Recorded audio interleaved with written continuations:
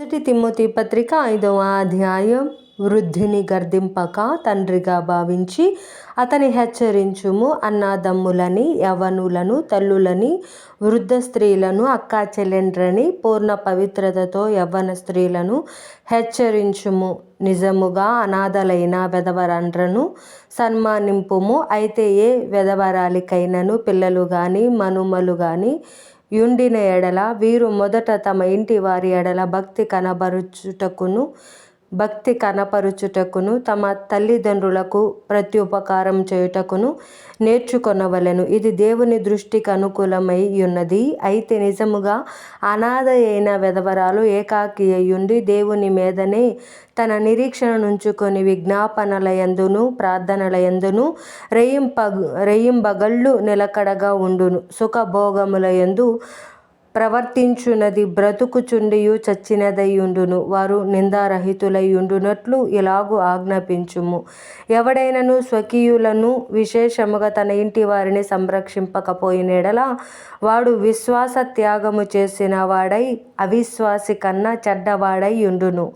60 ఏండ్ల కంటే తక్కువ వయసు లేక ఒక్క పురుషునికే భార్యయై సత్క్రియలకు పేరు పొందిన వెధవరాలు పిల్లలను పెంచి పరదేశులకు ఆతిథ్యమిచ్చి పరిశుద్ధుల పాదములు కడిగి శ్రమపడు వారికి సహాయము చేసి ప్రతి సత్కార్యము చేయ బూనుకొనినదైతే ఆమెను వెధవరాండ్ర లెక్కలో చేర్చవచ్చును. యవ్వనస్తులైన వెధవరాండ్రను లెక్కలో చేర్చవద్దు. వారు క్రీస్తునకు విరోధముగా నిరంకుశులైనప్పుడు తమ మొదటి విశ్వాసమును వదులుకొనిరను తీర్పు పొందిన వారై పెండ్లాడగోరుదురు. మరియు వారు ఇంటింట తిరుగులాడుచు బద్ధకురాండ్రగుటకు మాత్రమే గాక ఆడరాని మాటలాడుచు వదరబోతులను పరుల జోలికి పోవు వారు నగుటకును నేర్చుకొందురు. కాబట్టి యవ్వన స్త్రీలు వివాహము చేసుకొని పిల్లలను కని గృహ పరిపాలన జరిగించుచు నిందించుటకు విరోధికి అవకాశమియ్యకుండవలెనని కోరుచున్నాను. ఇంతకు ముందే కొందరు త్రోవ నుండి తొలగిపోయి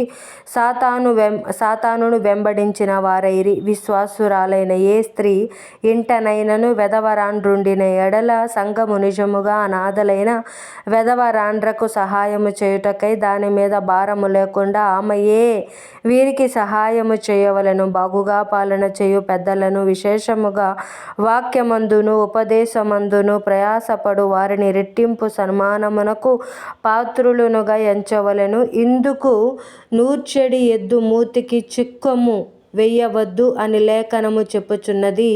మరియు పనివాడు తన జీతమునకు పాత్రుడు. 2-3 సాక్షులుంటేనే గాని పెద్ద మీద దోషారోపణ అంగీకరింపకము. ఇతరులు భయపడు నిమిత్తము పాపము చేయు వారిని అందరి ఎదుట గర్దింపుము. విరోధ బుద్ధితోనైనను పక్షపాతముతోనైనను ఏమీయూ చేయక నేను చెప్పిన ఈ సంగతులను గైకొనవలెనని దేవుని ఎదుట క్రీస్తు యేసు ఎదుటను ఏర్పరచబడిన దేవదూతల ఎదుటను నీకు ఆనబెట్టుచున్నాను. త్వరపడి ఎవని మీదనైనను హస్త నిక్షేపణము చెయ్యకుము. పరుల పాపములలో పాలివాడవై ఉండకుము.